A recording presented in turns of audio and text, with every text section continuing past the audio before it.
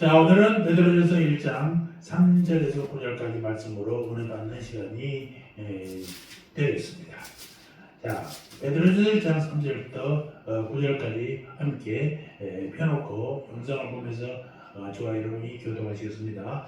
찬송하려다 우리 주 예수 그리스도의 아버지 하나님이 그 많으신 그 가운데로 예수 그리스도의 죽은 자 가운데서 부활하심으로 말미암아 우리를 거듭나게 하사 산소망이 있게 하시며 썩지 않고 더럽지 않고 새하지 아니하는 기업을 있게 하시나니 곧 너희를 위하여 하늘에 간직하신 것이라. 너희가 말세에 나타나기로 예비하신 구원을 얻기 위하여 믿음으로 말미암아 하나님의 능력으로 보호하심을 입었나니 그러므로 너희가 이제 여러 가지 시험을 인하여 잠깐 근심하게 되지 않을 수 없으나 오히려 크게 기뻐하도다.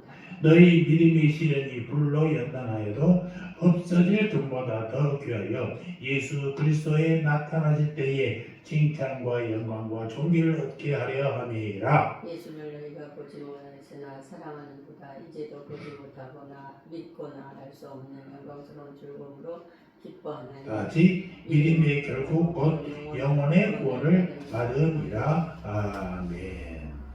오늘은 베드로전서 1장의 말씀을 중심으로 부활신앙으로 무장한 성도의 삶이라는 제목으로 말씀을 묵상해보는 시간을 갖겠습니다. 지난주가 우리가 부활주일을 맞이했습니다. 기도와 묵상의 시간을 한 주를 보면서 부활의 기쁨을 제대로 소화하지도 못한 채 부활 후 첫 주일을 맞이하고 있습니다.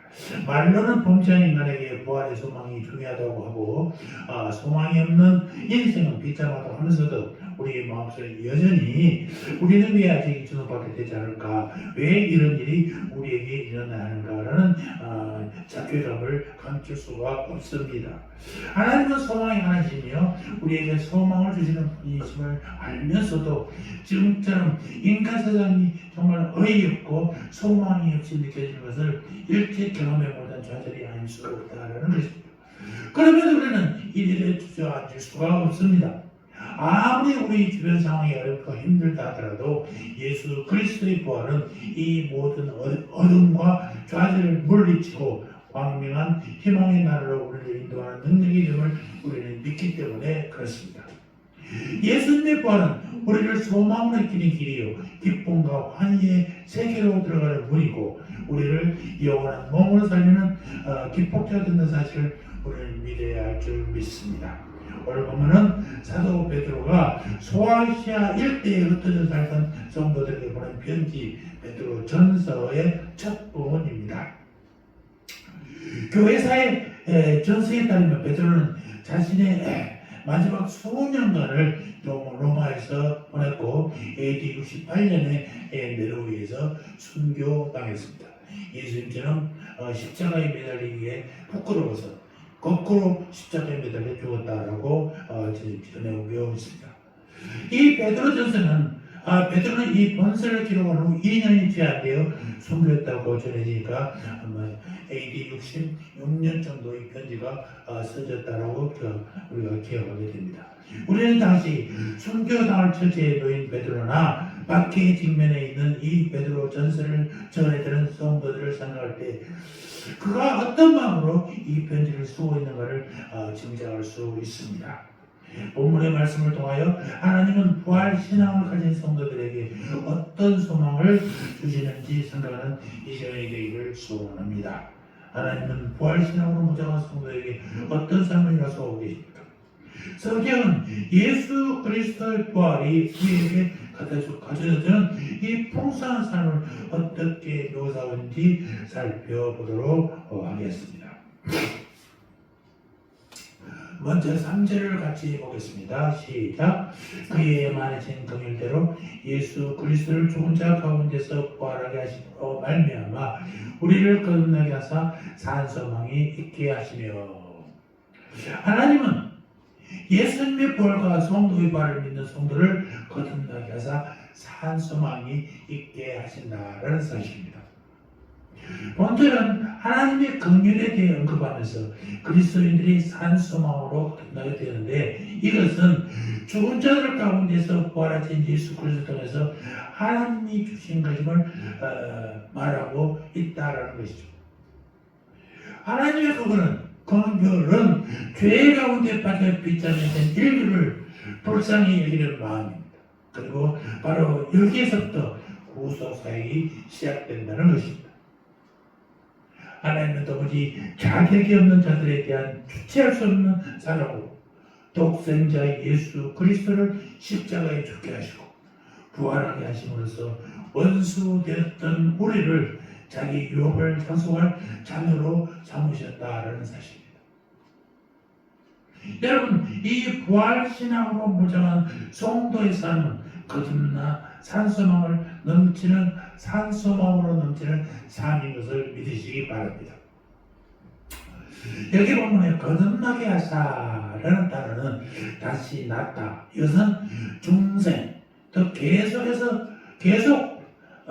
이 중생이 계속 반복되지 않고 단회적으로 끝나는 사건임을 시사하고 있는 표현이죠. 하나님은 예수 그리스도의 부활을 통해 의를 이루셨고, 이제 말씀과 성령의 감화를 통해서 부르신 자에게 그리스도의 의를 부여하시고 여기 그 말씀으로 끝나게 하십니다. 이 거듭남을 통해서 성도는 이전까지 자신을 지배했던 모든 가치관들이 완전히 바뀌게 됩니다. 그래서 이 세상을 바라보던 그의 시선은 이제 하나님과 장차 도래할 천국을 향하게 된다라는 사실입니다. 산소망이 무슨 뜻이냐?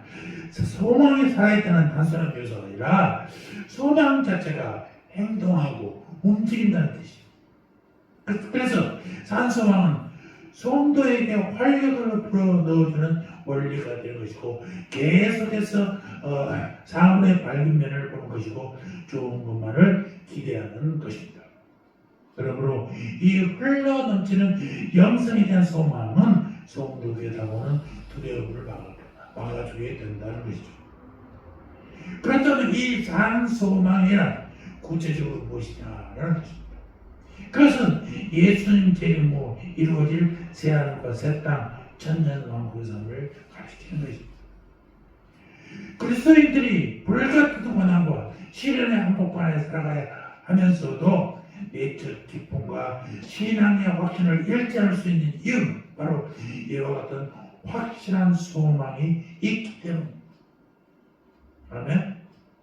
여러분, 그래서 이 3절의 산소망은 4절에서 나오는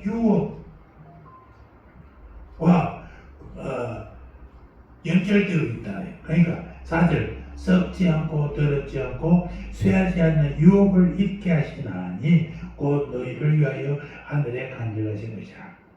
성도가 입게 될 유업은 어떤 것이에요? 썩지 않고 더럽히지 않고 쇠하지 아니하는 유업이라는 것입니다. 성도들이 장차 상속하게 될 천국이라는 유업은 이 세상의 기업과는 본질적으로 다르고 구약의 이스라엘이 기업으로 받았던 가나안 땅과도 비교할 수 없을 정도로 완벽한 곳이라는 것입니다. 이 세상의 기업, 천국 기업과 달리 썩고 더럽고 쇠하는 기업이에요. 이 세상의 기업들은 뜻하지 않는 재해나 사건을 해요. 파괴되기도 하고 사라질 수도 있습니다. 그러나 부활신앙으로 무장한 성도가 장차받을 영적 기업은 어떤 것의 영향도 받지 않는다는 사실입니다. 성도들에게 상속될 천국 유업은 영원토록 사라지지 않고 견고한 기업인 것이죠. 결국 3절의 이 산소망의 구체적인 내용이 언급되는 4절에서 성도의 소망은 미래적이고 내세적인 것임을 우리가 알 수 있는 것입니다. 이 베드로 전서를 처음 읽는 성도들은 당시 무서운 박해 앞에 서 있었는데 그들이 영원한 유산을 갖게 될 것이라는 의문은 엄청난 희망을 갖게 해주었을 것입니다. 여러분, 예수님의 삶과 죽음은 그리스도인들에게 대단히 중요합니다. 그러나 그의 삶과 죽음을 완성으로 이끄는 역사적 사건이 없었다면 그것은 한마디로 아마 무의미할 뿐이었습니다. 그 역사적 사건은 바로 십자가에서 죽으십니다. 그리고 함께 주님의 부활입니다. 부활이 없다면 결국 인생의 목적도 의미도 없는 셈이 되어버리고 말합니다. 십자가에 죽으신 예수님 중재들과 똑같은 시세. 언제나 케이르케고로 그러니 그와 같은 생각을 부드럽고 편편한 조약돌에 비유한 적이 있어요. 여러분 시골에서 그런 거 많이 하셨습니까? 납작한 돌을 가지고 물 위에 탁 던지면요 탕탕탕탕 튀어다가 뻥 빠지잖아요. 그러면 물살이 확 번지다가 사거리 없어집니다. 이것은 마치 사후에 소망이 없는 것 같다라고 케이르케고르는 표현했습니다. 또 극적과 사무엘을 뵙겠다는 호흡이라는 휴곡을 쓴 적이 있는데 이 연극은 어떻게냐 막이 오르면서 무대가 막 하늘펴져 있는 난잡한 세상이 됩니다. 아기 울음소리로 시작합니다. 그러다가 마지막에는 한 노인의 임종 헐떡거리면서 죽는 모습으로 끝나요. 그리고 막 내려버립니다. 이 호흡이라는 연극에서 이 베케트 작가가 말하고자 하는 요인은 바로 인생을 허무하다는 것이 인생의 존재가 덧없다는 것이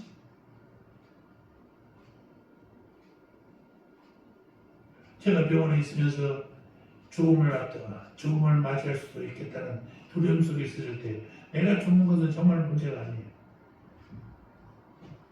내가 세상에서 무엇을 하고 어떻게 명예를 얻고 무엇을 남기고 이게 뭐 중요하겠어요? 아무 중요한 게 아니에요. 건강만이 살아있을 때만 내 존재 가치가 있지 죽고 나면 아무 필요 없어요. 정말로 허무하고 존재는 도둑입니다. 그래서 성경이 뭐라고 그러냐 한번 찾아볼까요? 베드로전서 1장 3절 4절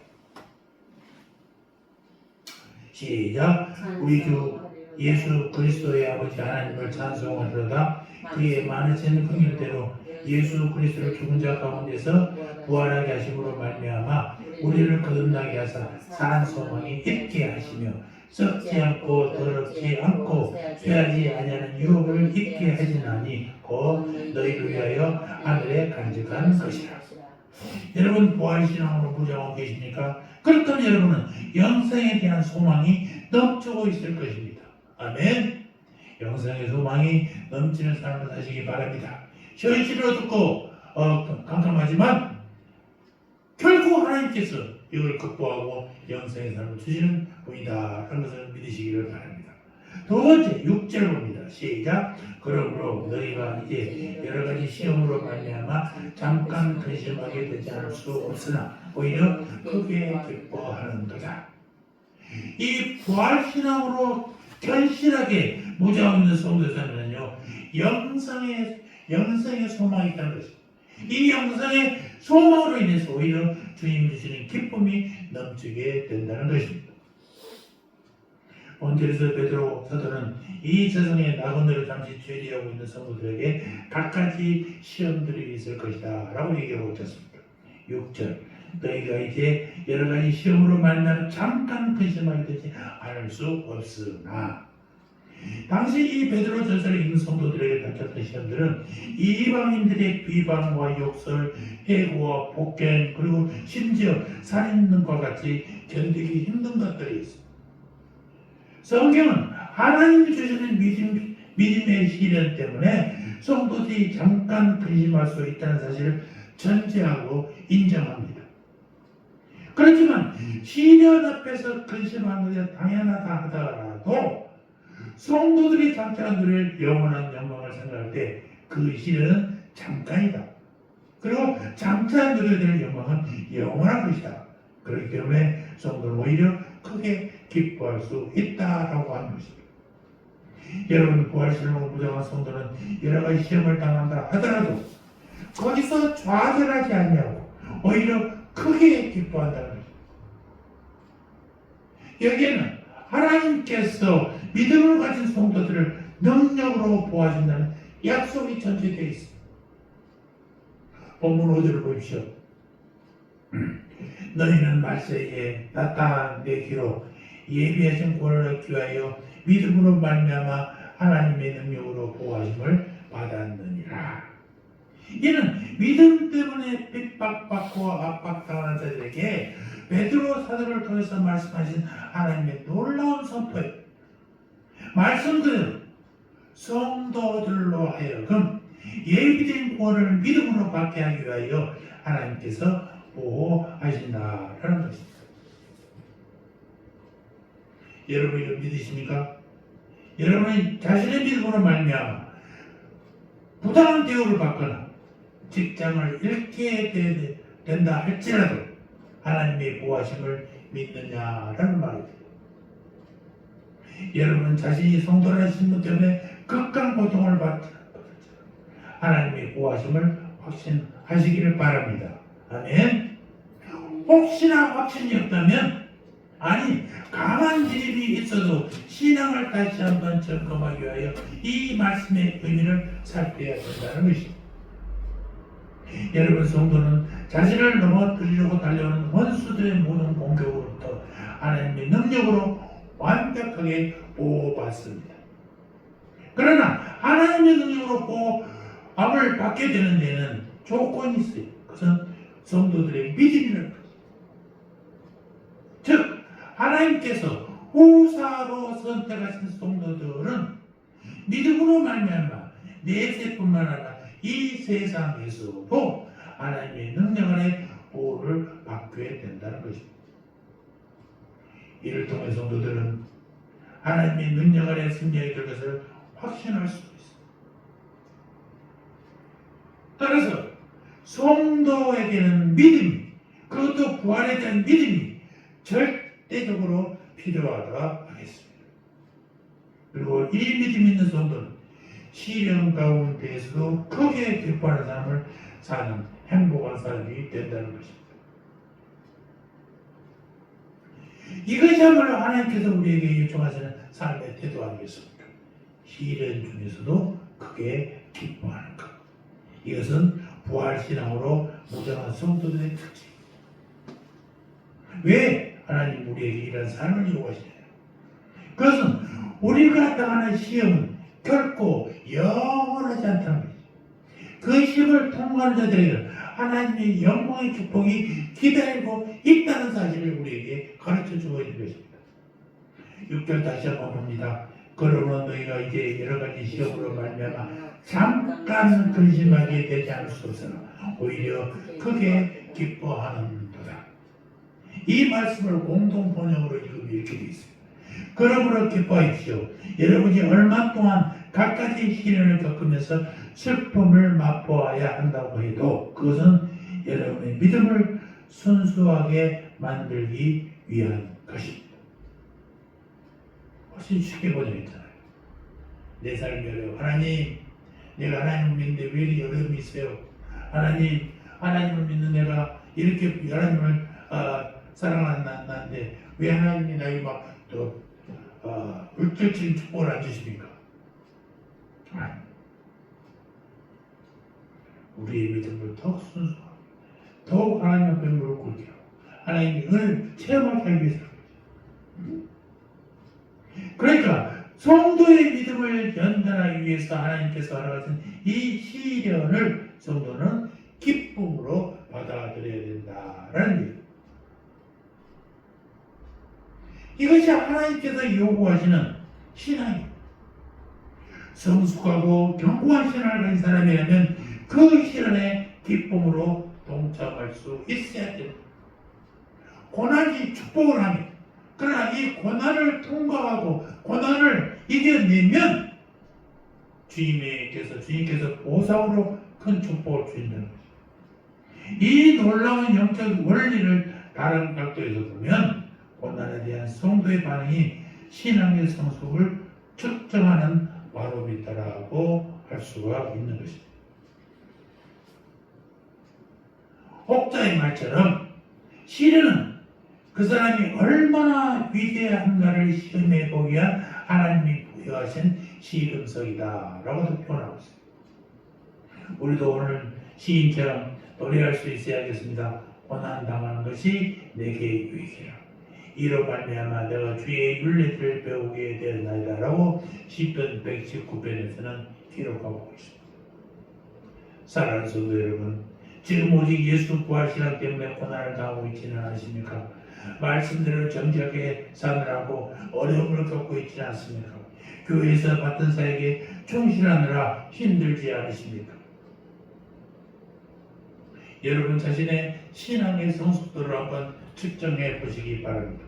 성숙한 성도라면 하나님의 동행하심, 하나님의 보호하심을 확신하는 것이고 이로 인해서 오히려 기뻐해야 된다라는 것입니다. 자, 세 번째 우리 7절을 봅시다. 7절 시작. 너희 믿음의 확신함은 불로 연단하여도 없어질 것보다 더 귀하여 예수 그리스도께서 나타나실 때에 칭찬과 영광과 존귀를 얻게 할 것이니라. 이 본절은 한글 성경은 오늘 이 성경은 좀 말이 한글은 한글인데 좀 어렵습니다. 그런데 이 공동 번역을 보면 이렇게 되어 있어요. 그것은 여러분의 믿음을 순수하게 만들기 위한 것입니다.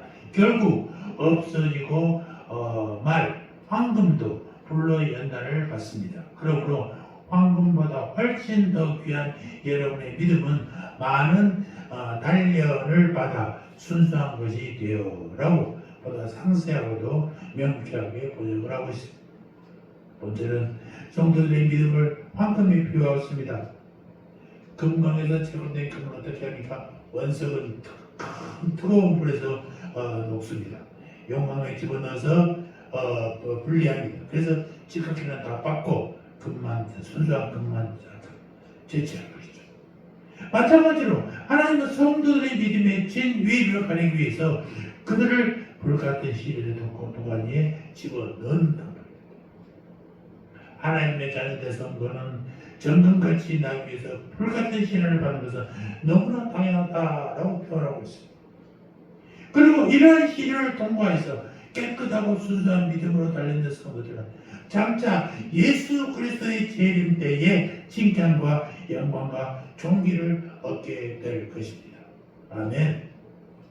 그래서 사랑하는 여러분, 부활신앙으로 무장한 성도들에게 주시는 하나님의 위대한 약속은 장차 예수님의 재림 때에 칭찬과 영광과 존귀를 얻게 된다라는 말씀입니다. 부활신앙이 왔고 성도자면 장차 받을 상급이 있고 그 상급에 대한 소망이 넘쳐나게 된다는 사실. 그래서 성도는 마라나타 하시나 주여 오시옵소서 이 신앙을 갖고 있습니다. 그리고 주님은 후일 그리스도의 심판대 멸류관으로 분명하게 보상해 주신다는 사실도 여러분 잊지 마시기 바랍니다. 일생 동안 하나님 나라에 충성하고 현재 때에만 그리스도인 한 늙은 목사님과 관련된 전설의 영향을 받았다고 고백하였습니다. 이 전설에 따르면 한 늙은 목사님이 천사를 만났답니다. 그런데 그 천사는 창고에 수많은 다이아몬드로 보석으로 만든 휘황찬란하고 아름다운 멸류관을 가지고 나왔습니다. 이것은 당신이 젊었을 때 당신을 위해 만든 멸류관이에요. 하지만 당신은 당신의 삶을 주님께 완전히 바치기 위해 거부했기 때문에 이 멸류관은 이제 당신 것이 아니에요. 그리고 다른 멸류관을 가졌답니다. 이것은 당신이 종년일 때 만든 멸류관이에요.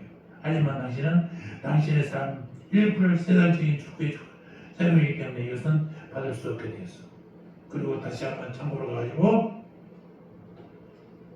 이제는 모자를 하나 가져왔는데 보석이 달린 멸류관이 아니라 개털 모자를 하나 가져왔답니다. 그리고 말했어요. 이것이 당신의 노년 때 멸류관이요 이제 영원히 당신 것이요.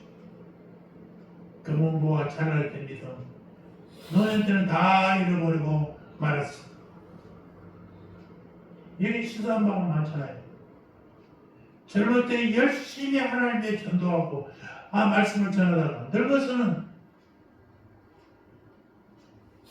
하나님을 잃어버리고 사는 사람 너무나 많습니다. 특히 은퇴한 목사님들은 이런 삶을 하세요. 정말 후회가 막 안타까워. 더 말년에 하나님을 만난다니 얼마 되지 않으면 더 주님을 향해서 가까이 가야 되고 더 주님을 전해야 되는데 불구하고 세상 것을 주고하면서 사는 모습을 보면서 참으로 안타깝습니다.